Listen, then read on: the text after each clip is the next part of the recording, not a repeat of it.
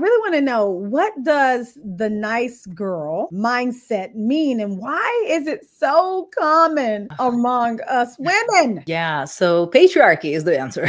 Let's do it. I think most women, I don't know if every single one, but I would think most women who exist in this society will have some version. The younger generations are changing that. But in our generation, I was raised to be the good girl, to serve others, to be nice, to be polite, to not rock the boat. All those things that even though your subconscious mind knows, like sometimes like, no, but I want to say no to this thing. And sometimes a very serious thing, sometimes a very silly thing. It's so hard to say no. And then instead of just saying no, for example, can you bake these cookies for the PTA or whatever?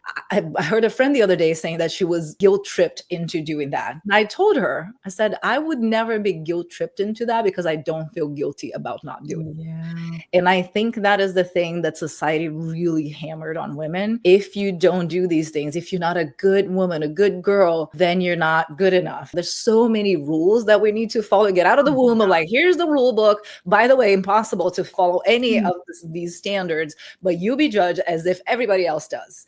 Yeah. So I think it's really ingrained in us, and it's work to get rid of it. Having to pay attention to what you're doing, how you're behaving, how you're talking to people, how you're talking to yourself so that you can change. You're right. And all these messages are saying the same thing to us. If you're not doing these things, you're actually not a good mom or a good person or a good wife or a good whatever. Yeah, but you know what the worst part is? If you are, and if you are the PTA mom that does all the things, then people are like, oh, you live for your kids and you have no life.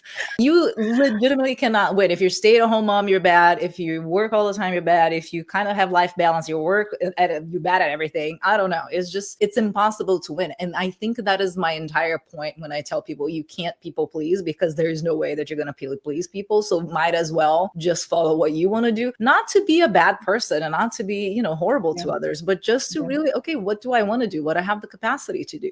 And how can I help people in a way that is not giving everything away from me? But have you found that part? I feel like that part is the part that's hard for women to do a lot of times, is to try to figure out what it is that they want versus pitting ourselves against everybody else in our lives and even other people who we see who are successful. And we're like, oh, well, maybe we want that. Or maybe we want this. Taking this unit of analysis for ourselves and be like, okay, for real, I don't want none of that, but I want this over here. Yes, it's absolutely. I think the step one for everything, and I have steps for all the things, and steps to stop people pleasing and creating boundaries. And for every other thing, step one is the awareness. And I think for that, for boundaries and people pleasing, we really don't know a lot of times. Not even that you don't know what we want. We just don't know that our boundaries are being crossed, because we're told you were supposed to want to get married, have babies, and have a career, be super skinny and be, shiny and beautiful. And I was like, maybe I don't want that. Maybe you don't want to have kids. Maybe you want to go live in the woods and I don't know, make baskets. A lot of times we don't get that chance